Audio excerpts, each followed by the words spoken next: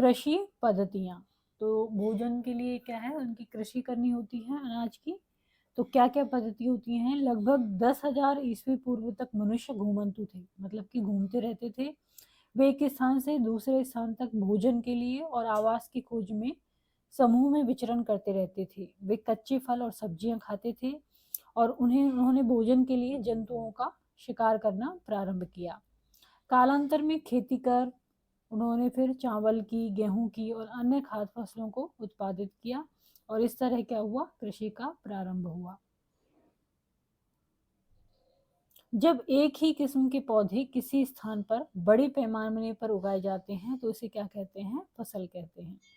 जैसे कि गेहूं की फसल, इसका मतलब है कि जो खेत है उसमें उगाए जाने वाले सभी पौधे किसके हैं, गेहूं के हैं। इसी तरह अलग फसलें होती है, जैसे अन्न की, सब्जियों की, फल की।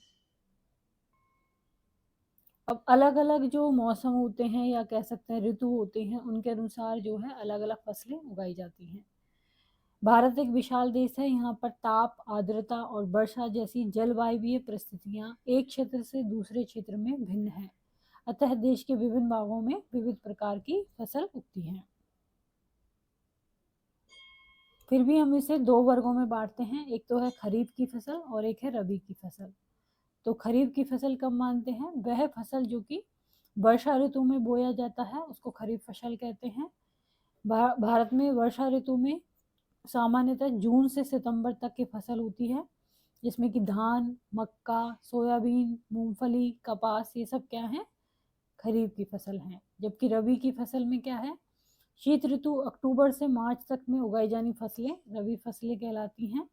जैसे कि गेहूं, चना, मटर, सरसों, अलसी, ये सब क्या है, रबी की फसल हैं। और इसके अलावा कई स्थानों पर दालें और सब्जियां ग्रीष्म में उगाई जाती हैं।